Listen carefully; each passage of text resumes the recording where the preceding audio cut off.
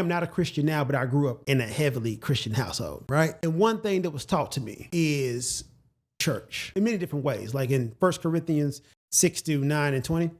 Do you know that your body is a temple of the Holy Spirit? And this is to mean that God dwells in your believers, not the building. The church is you. Then Ephesians says believers collectively form a holy temple in the Lord, which means the church is the people, not the structure.